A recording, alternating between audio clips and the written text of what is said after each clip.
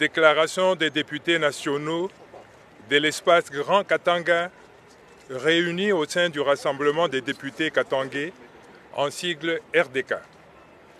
Nous, députés nationaux et représentants légitimes du peuple congolais en général, et plus particulièrement des populations vivant dans les 4 provinces issues du démembrement de l'ancienne province du Katanga, à savoir les provinces du Haut-Katanga, du Haut-Lomami, du Lualaba et du Tanganyika, suivons avec la plus grande attention et inquiétude l'effervescence et les agitations que suscitent les déclarations d'un compatriote sur ce qu'il appelle la congolité.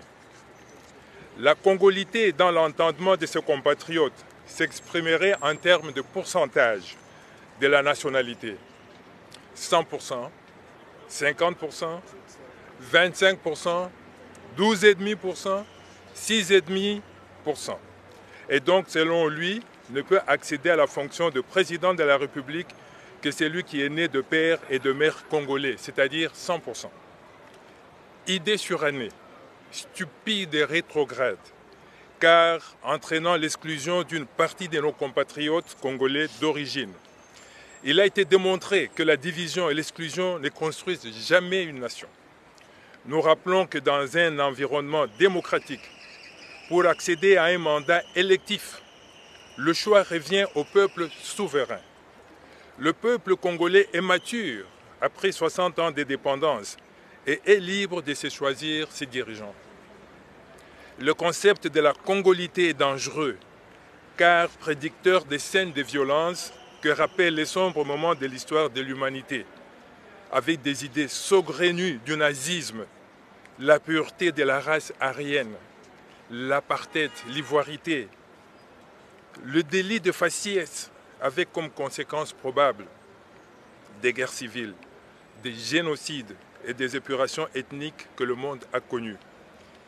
En effet, la Constitution de la République démocratique du Congo de 2006, telle que modifiée et complétée à ce jour, ainsi que la loi sur la nationalité de novembre 2004, règlent de manière satisfaisante les conditions d'accès aux fonctions politiques.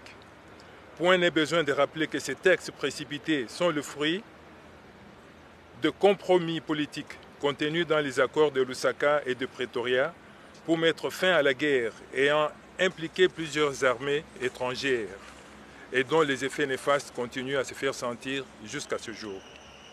Pour notre part, nous estimons qu'actuellement la priorité réside notamment dans la consolidation de l'État, la lutte contre la Covid-19, la prise en charge des populations de Goma impactées par l'éruption du volcan Nyiragongo, la lutte contre l'insécurité et les massacres perpétrés par les groupes armés dans l'est du pays et le social des populations.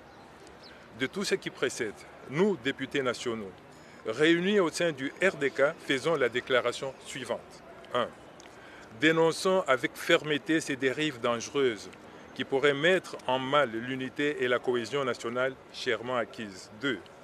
Mettons en garde toute personne véhiculant ces idées rétrogrades en République démocratique du Congo en général et dans le Grand Katanga en particulier, car elle sera tenue seule pour responsable des conséquences négatives pouvant survenir du fait que ces idées sont sciemment dirigées contre des cibles bien définies.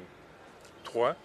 Nous y opposerons et nous réserverons le droit de nous assumer au cas où un projet ou proposition de loi venait à être déposé au Parlement ou si par ruse d'autres textes de loi venaient à être proposés à la modification dans le sens de promouvoir cette idée négative de congolité.